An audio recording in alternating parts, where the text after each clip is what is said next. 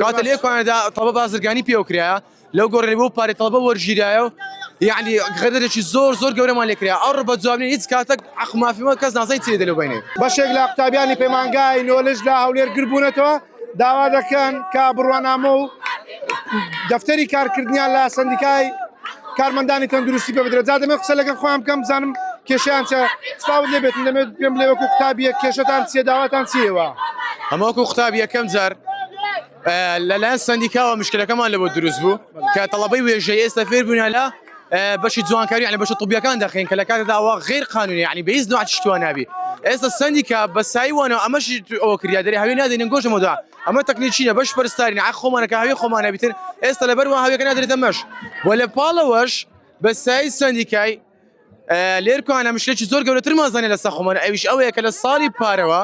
نسبەی وەرگرتن لێکوانە 80 قوتابی لە حکوومەت ناوی هەیە وەرگیرە لە بەشپەرستاری کە لە کاتێکدا ئەمە 240 قوتابی وەرگیرێنە لێرکوانە یعنی ئێستا نزیکە 160 قوتابی ناوی نییە لە وەزارەت. باشە یعنی وەزارەت مۆڵەتی 80 قوتابی داوە؟ وەزارەت مۆڵەتی 80 قوتابی بانەدا بەزاوانە 240 قوتابیان وەرگرتیا یعنی ئێستا من نزیکە 160 تەڵەبە وەکو ئەمە لێکوانە 2 سال هاتبین دەورەکمان کردی بە 3 ملیۆن يعني لو قام بس سرابينو ليركانا هيت مانا ناو مال حكومتنا تزاي السنديكا وما تلاقينا حلقه السنديكا جمال لا تشكي وش تمام باشا بقصه لقل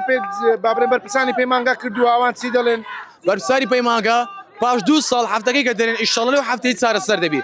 2 سال لو صار السر مو مشكله او مشكله اي مرحله يكبو دبا او كات صار السر بكري بيجو يطلبوا ورجيره بابريكا كمشكله شواهيا اجا دوام دكن عملانات صار السر بكين كاتيس مرحله دنيا دو ما حتى طوابي تازه درين او تشل صار السر بوندا عزلتان نبي اما كاين عزل ما نبي دو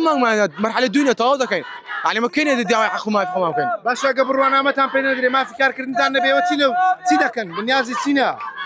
اما زارك اصلا قبل وانا ما نبي حب طلبع السامينا وكو بس شادي بول دوز ما ابي وكو قلت لك وكو دهات من دوره شي سمان يعني درجه 2 ساري ما كردبي بس 3 مليون دينار او زمليو كانت تصاورين بزين وزارتكم حق مالولان ورده قلتوا ابا ونازاي اول اللي صار معنا وزاره خويندي بالله كردوا وزارتي خوينا بالله دريتن دري اما تنا يعني تناشتا كرسي مال وان ترخان كريا اوان شي خوينا صوت يعني صوت طلبين وقت لي كان قالت لي كان دا طلبه بازرگاني بيوكريا لو غورني بو باري طلبه ورجيرايو يعني غدرێکی زۆر گەورەمان لێکرا ئەو ڕە بە جوابنی هیچ کاتێک حەق مافیمە کەس نازانێت چی دێت لەو بینێ. باشە بەنیازم تاکە ئەو گوربنەوە بەردەوام بێ ئەو گوربنی ئەو ڕۆ بەردەوامە ئەگە بزانین ئەو ڕۆ دکتۆر دەشی بێتن قسەیەکە دەکەین دەبی وەزارەت وەڵامان بداتەوە تا وەزارەت وەڵامان نەداتەوە کێشەیە بەردەوام دەبی و ئەوەندە ئاگادارین تەنها لێرکوانەش لە مەحەدەکانی کەژەندەك مەحەد هەیە حەز ناکەین هیچ مەحەدەشی يعني تهديد بكاين بازانه شيء كاجو تشي بلان بتايبه انه والله جو شي غورا رويدا دەست خۆش بێت